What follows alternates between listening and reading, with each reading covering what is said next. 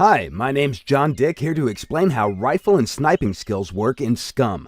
Scum is an open-world survival game with a realistic approach to gameplay. In Scum, you'll be able to create unique characters with different attributes and skill sets. The rifle's skill is inherited from the strength attribute, which generally defines everything related to muscle power. Sniping is linked to intelligence.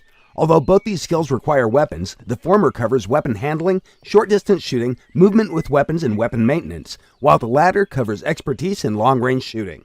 The first thing we'll cover are the various stances and their relation to crosshair size. As with other combat games, crosshair size defines the scatter radius. This works in Scum just as it works in other games. What's different in Scum, however, are the additional factors that influence the size of the scatter radius. The most important factor is skill level. The rifle's skill is inherited from the strength attribute, which generally defines everything related to muscle power. If you want to be a good rifleman, you simply invest points in strength. Higher strength means better recoil control. The caliber of the bullet also influences weapon recoil.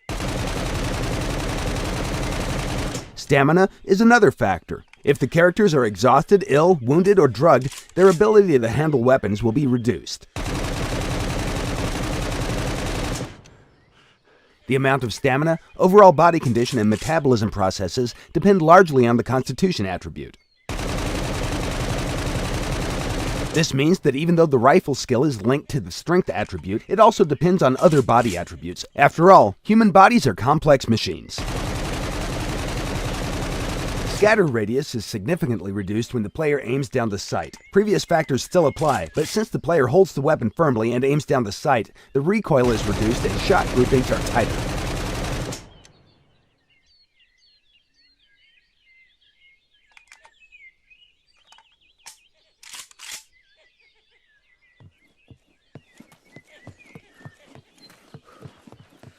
When aiming down the sight, you may hold your breath, which is extremely useful in single fire mode. Holding breath is just as beneficial for rifles and the sniping skill, and it'll help you make more precise consecutive shots. While inexperienced characters can place only 1 or 2 bullets in the target, skilled riflemen can hold their breath longer and place up to 10 shots before they lose their breath. The breath-holding function is divided into 3 parts: taking a breath, holding it, and releasing it. These all depend on the skill level and will define the final aiming noise. Other factors from the scatter radius are also taken into consideration when the aiming noise is being calculated. Finally, every time you fire a weapon, it recoils then returns back to center. This is a skill link parameter as well. The better the skill, the closer to the center the weapon will return. In most games, a simple recoil procedure is used, forcing the player to return the weapon to the center manually. If you fire 3 or 4 consecutive shots, you'll be holding the weapon straight up in the air. And that's kinda lame, don't you think?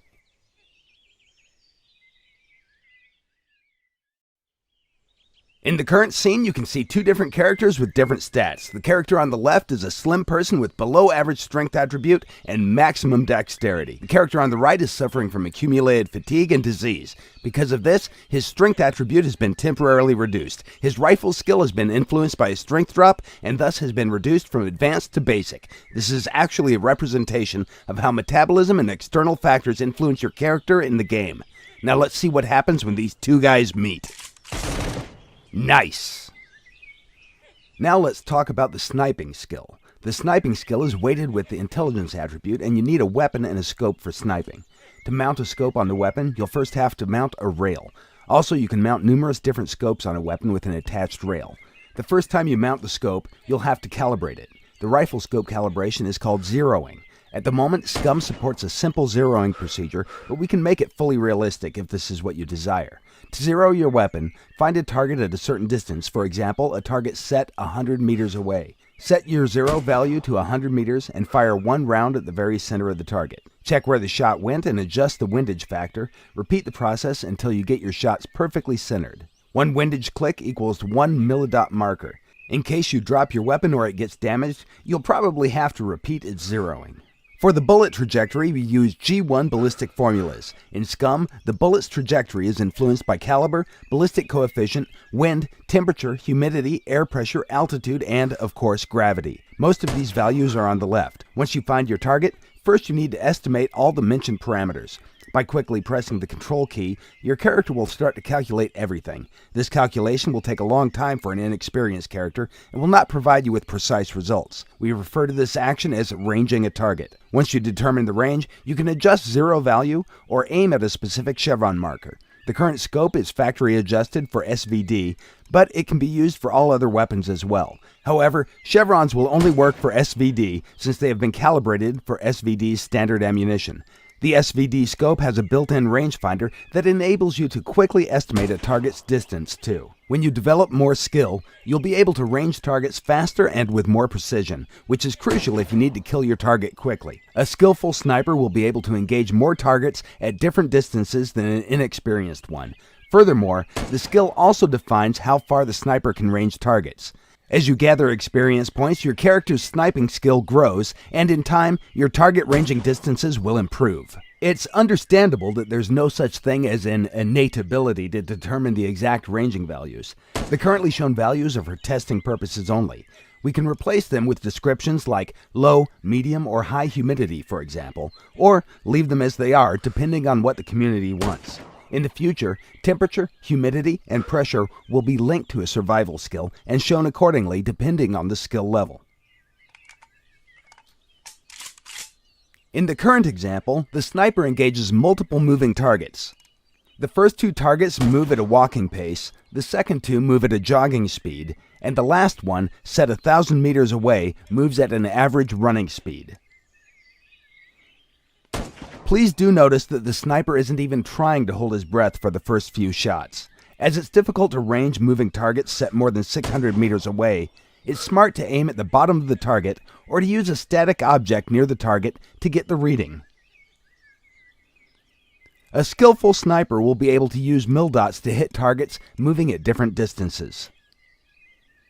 For the really distant targets, the player can use the windage knob adjustment to set up the aiming at a specific mil-dot. Take your time, breathe, you got this.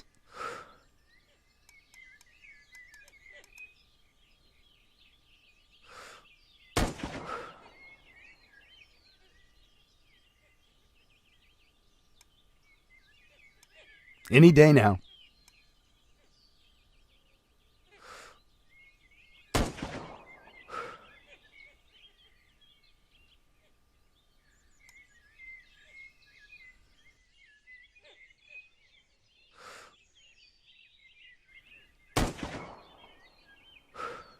Nice shot.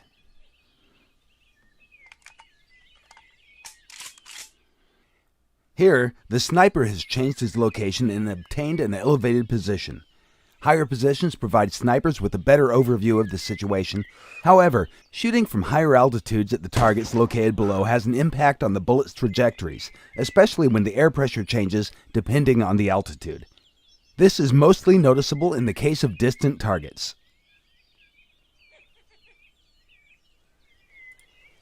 Now let's see what happens when the weather changes. The wind is a powerful force that can change the bullet trajectory easily. Even with targets set 100 meters away, a strong side wind can shift the bullet sideways by 10 to 20 centimeters. If you're not good at locating the north in order to determine the wind direction, then check for obvious signs. Check how the trees are moving, where the leaves are being blown away to, or which direction the rain is falling if it's raining. To shoot targets in strong wind, you'll have to learn how to use the windage knob. A skillful sniper can hit a target with one of the first 3 bullets.